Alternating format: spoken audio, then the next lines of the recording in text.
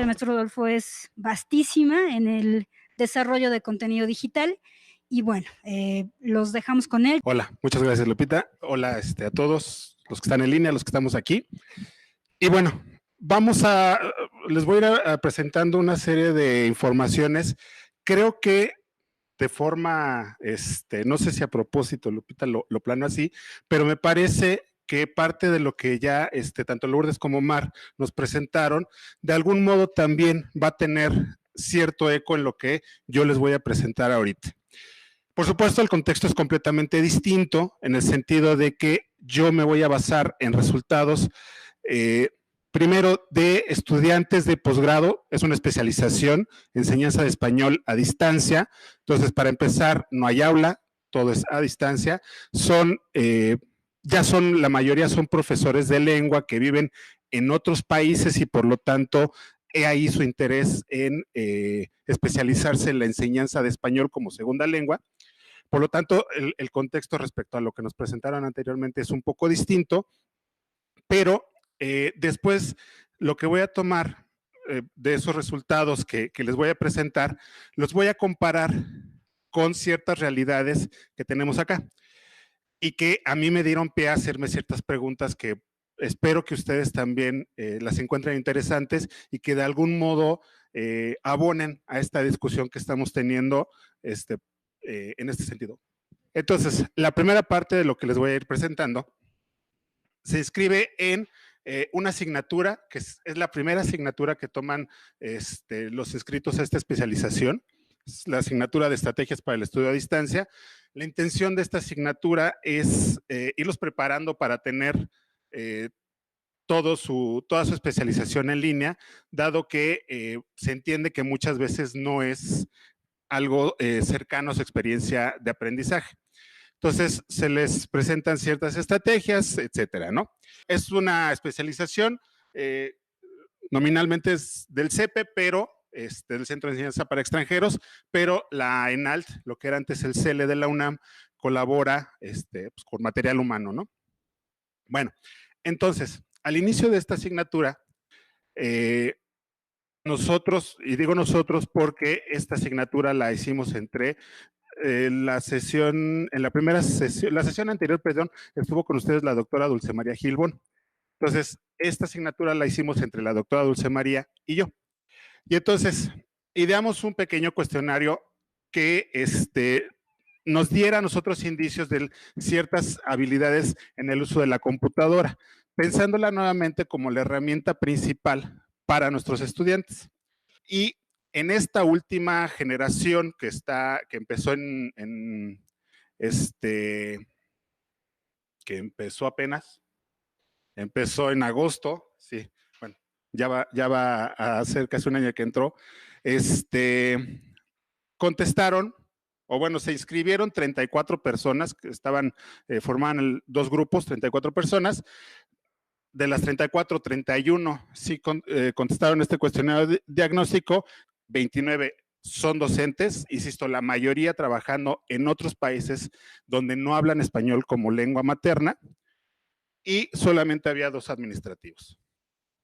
Ok, la primera parte de los resultados nos muestran algo que más o menos podríamos intuir que íbamos a obtener. Es decir, primero les preguntamos, la doctora Dulce y yo, les preguntamos respecto al uso de ciertas aplicaciones básicas, ¿no? Primero la paquetería de Office, Word, PowerPoint y Excel. ¿Cuál es el que consideran que es su nivel de uso? No los pusimos a hacer ejercicios un poco más complejos de, a ver, ¿eres capaz de tal o eres capaz de tal? Porque, insisto, era nada más como para nosotros tener ciertos parámetros al inicio de la asignatura. Entonces, en esta última generación, los resultados, insisto, más o menos esperados, son los siguientes. De los 31 que contestaron, la mayoría reporta en Word un nivel entre intermedio y avanzado. Ellos se sienten lo suficientemente capaces para usar competentemente un programa como Word. Algo parecido, quizás con resultados un poco menores respecto a PowerPoint. Entendible en el sentido de que, dado que son docentes de lengua, son programas más cercanos a su experiencia. Cuando les preguntamos sobre Excel, entonces las cosas cambian, ¿no? Nuevamente, algo bastante esperable. Es decir, la mayoría reporta un nivel básico en el uso de Excel. Fuera de quizás hacer sus listas y ahí tener sus calificaciones, organizar ciertos datos, en realidad el uso no va más allá. Incluso ninguno de ellos reportó un uso avanzado de Excel. Ok, cambiamos de plataforma. Ya no les preguntamos sobre Office. Ahora les preguntamos por la paquetería de Mac, lo cual ya va dando cierto sesgo a la información que vamos recibiendo acá. Y por lo tanto también los resultados más o menos esperables cambian con respecto a lo que veíamos anteriormente. Aquí ya se incorpora el valor de no lo conozco. Cuando les preguntamos, ¿conoces Pages? ¿Conoces Numbers? ¿Conoces Keynote? Ya hubo quienes dijeron, no, yo esos programas no los conozco. Hubo quienes dijeron, sí lo conozco, pero en un nivel básico. Ajá. Pero si se fijan, en la mayoría de los casos es, no lo conozco. Lo cual, insisto, no era tampoco tan sorprendente. Ahora, nos fuimos a herramientas libres, que también pueden ser una opción para los profesores. Y aquí ya los resultados son un poco más variados. Les preguntamos sobre las opciones que nos ofrece documentos de Google. Igual, para las tres opciones, procesador de textos, presentaciones y hojas de cálculo. Y Prezi, ¿no? Como una opción más o menos gratuita para hacer presentaciones en línea. Y entonces aquí ya los resultados son un poco más variaditos, ¿no? Es decir, en el caso de Prezi, sí hubo varios que sorprendentemente a este nivel no lo conocían, cuando mi supuesto era, ya no es una herramienta tan novedosa o tan como de iniciados, Prezi. Ya empieza a ser mucho más extendido su uso. Sin embargo, de los 31, 9 reportaron que ni lo conocen. Sorprendentemente, 5 no conocen, por ejemplo, las opciones de documentos en Google, ¿no? Cuando toda su paquetería es bastante robusta. Ahora, ¿qué pasa cuando yo les empiezo a preguntar sobre otro tipo de aplicaciones? Así como los que nos presentaba Lourdes y Omar. Es decir, del universo completo de aplicaciones que ellos podrían estar ocupando para su práctica docente, vemos que su respuesta fue hacia que no usan ningún otro. Es decir, se quedaban o con los paquetes de Office o los paquetes de Google. El que llegaba a usar Mac se quedaba con su paquetería de Mac, ¿sí? Y solo unos porcentajes menores usan Adobe, principalmente el Reader, lo cual también es bastante esperable. Muy pocos usan herramientas para mapas conceptuales como CMaps. Ajá. Y algunos también muy pocos para procesamiento muy básico de imágenes, como es el caso de Paint. Entonces, esto a nosotros, a la hora de estar en la asignatura, nos va dando ciertos datos respecto a los usos de la tecnología por parte de nuestros estudiantes. Y me refiero a la doctora Oceami, ya sabemos. Mucho de la tirada que yo incorporo, o mucho de la tendencia que yo incorporo a la asignatura, y que bueno, es algo que a mí me funciona y por eso trato de llevárselos a los estudiantes, es la tecnología nos funciona también en tanto nosotros hagamos uso de ella. Un poco también a lo que referían hace rato Lourdes y Omar. Es decir, un poco esa reticencia con base muchas veces en desconocimiento por parte de los docentes en el uso de la tecnología. Entonces, yo estoy convencido de que a la medida que nosotros como docentes incorporemos a nuestras actividades comunes la tecnología, más fácil será acercarnos tecnológicamente a nuestros estudiantes.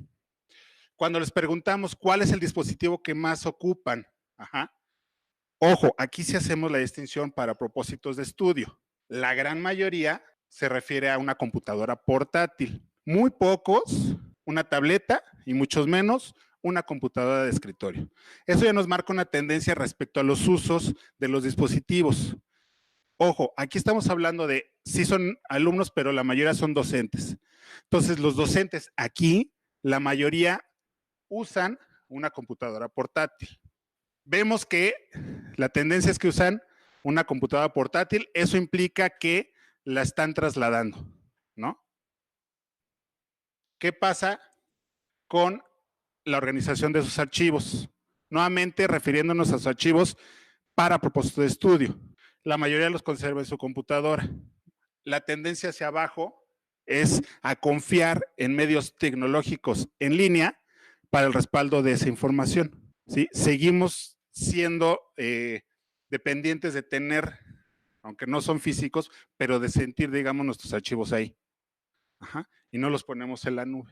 Esto también, bueno, fíjese cómo es curioso respecto a los resultados que veíamos anteriormente. Cuando reportaban que o no conocían o no usaban las herramientas de documentos de Google.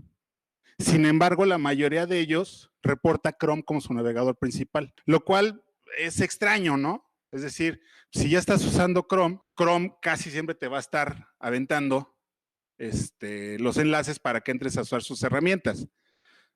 Las de trabajo, que son los de documentos, pero también las de ocio, como Play, etcétera, ¿no? Y lo mismo cuando les preguntamos, ¿qué servidor de correos utilizas? Entonces, la mayoría utiliza Gmail. Entonces, me reportas que tu cuenta de correo principal es Gmail y por otro lado, tampoco usas las herramientas de Google. Y ahora, previo a que inicien la especialización, también incluimos esta pregunta. ¿Se han usado alguna de estas herramientas, entendiendo que hay más, pero también yéndonos por las más sencillas, gratuitas, etcétera, ¿no? Entonces, sí, la mayoría ha utilizado Skype, sí han usado Hangouts, pero con fines de estudio, la minoría. Solo 5, el resto no ha usado Hangouts con fines de estudio. Lo cual también nos da a nosotros información respecto a ese uso que se le da a la tecnología.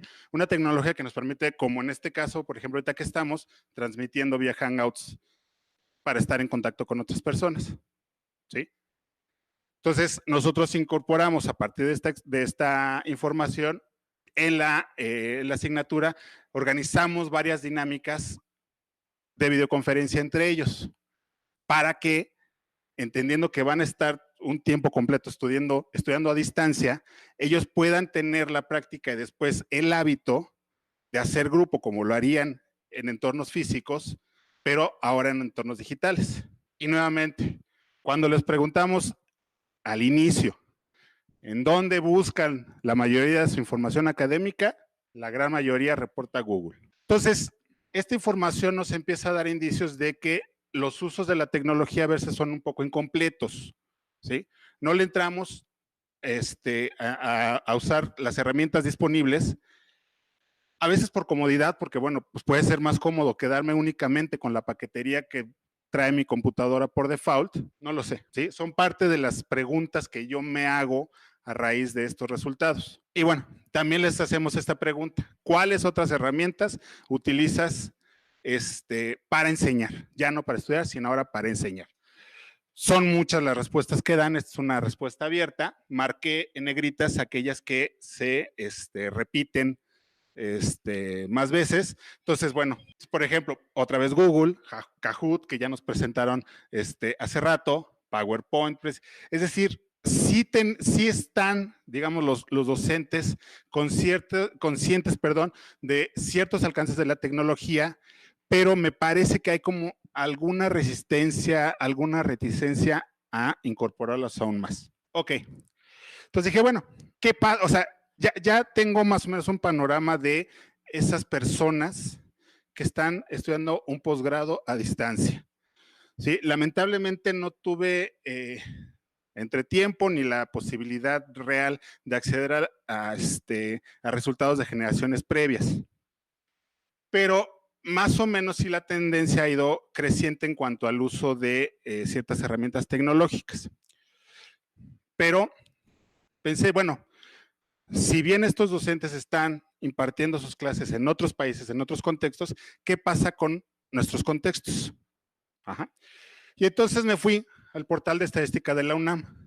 en donde nada más tenemos datos hasta 2017 en ese portal, pero ¿cómo llegan los alumnos a las licenciaturas o cómo llegaron en 2017 los alumnos a las licenciaturas? 18,700 fueron por concurso de selección y por pase reglamentado entraron 27,600.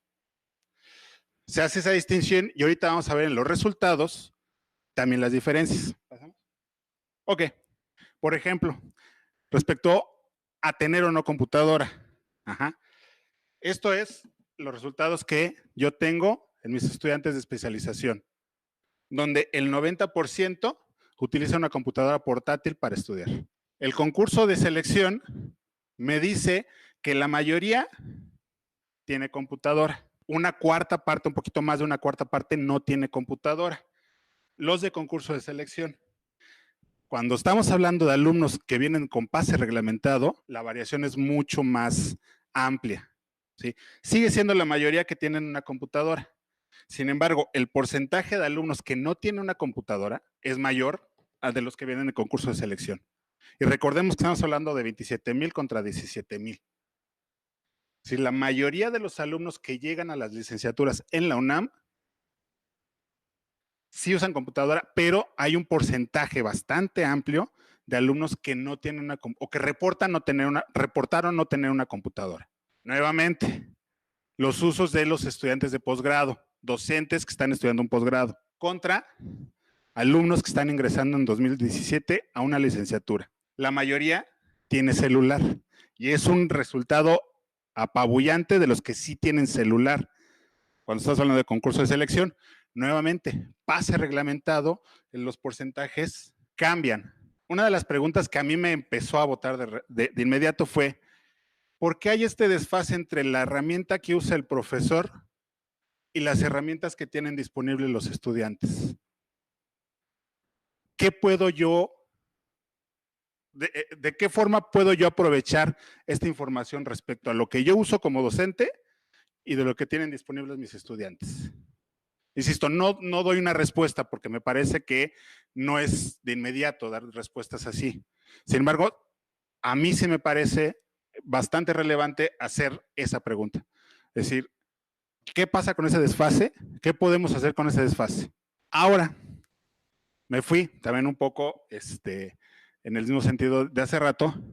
Vamos a comparar, entendiendo también que aquellas personas que acceden a una licenciatura en la UNAM son parte de un segmento privilegiado en nuestra sociedad. ¿Qué pasa si me voy al INEGI y lo comparo con ciertos datos que me da el INEGI? Y me fui a la encuesta sobre disponibilidad y uso de TIC en hogares. Y esto es para 2015-2018. Fíjense cómo cuando revisamos la información de cuántos hogares con computadora hay en México, el porcentaje, en realidad los datos son más o menos los mismos, nada más que esta primera columna se refiere al total y esto es quitando los datos de menores de 6 años, de 6 años para arriba. Pero para fines generales podemos tomar solo este. Mientras que en 2015, 51% de hogares reportaban tener una computadora en el hogar, para 2018 baja a 45%, que más o menos va empatando con la información que yo iba obteniendo en el portal de estadísticas de la UNAM respecto a los alumnos que ingresan a las licenciaturas. Es decir, va disminuyendo el número de personas con computadora, pero también esa disminución se reporta, obviamente, cuando se les pregunta si lo usan como apoyo escolar. Entonces vemos que para 2015, más o menos el 52% reportaban de los que sí tienen computadora, usarla como apoyo escolar. Para 2018 tenemos un 46%. Es decir, de ese 45 que veíamos, la mitad la llegan a ocupar como un apoyo escolar a nivel nacional. Pero sí vemos que la cantidad de personas que tienen acceso a Internet de 2015 a 2018 se ha incrementado. Pasamos de un 57% a un casi 66% de la población con acceso a Internet. Lo cual nuevamente me relaciona con esa gráfica que había respecto a los dispositivos que mayormente reportan tener los alumnos de primer ingreso a la licenciatura. Es decir, cada vez son menos los chicos que tienen una computadora y se empieza a desplazar el uso hacia dispositivos móviles, principalmente el celular, por costo, evidentemente. Y bueno, lo que yo les decía es, estos datos a mí me dan pie a elaborar cierto tipo de preguntas, ¿no? Que en algún momento podría no responder, pero que sí me hacen reflexionar respecto nuevamente a esos usos que nosotros como docentes hacemos de la tecnología, que les proponemos a nuestros estudiantes y que ellos realmente van a hacer. Ajá. Porque sí empezamos a ver cierto desfase respecto a las herramientas que yo como docente reporto usar contra las que los estudiantes reportan tener a su disposición. Uh-huh. Y además a esto le sumamos, bueno, la intervención de las instituciones. Ajá. Pero bueno, insisto, esto era parte de las cuestiones que yo les quería presentar. Me parecen resultados muy interesantes. También estoy convencido de que es algo que hace falta mucho más datos para mí, pues, en el sentido de si voy a hacer ciertos ajustes respecto a estas estrategias que yo propongo para el estudio a distancia, en mi misma labor profesional, es decir, muchos de los cursos en línea los seguimos pensando para la computadora cuando vemos que la tendencia es a los celulares. Entonces, ¿qué va a pasar con todo ese material que se hizo pensando para una computadora y que lo tenemos que, creo yo, empezar a pensar para otro tipo de dispositivos con mucho mayor libertad, ¿sí? Con mucho mayor flexibilidad? Y bueno, eso sería. Muchas gracias.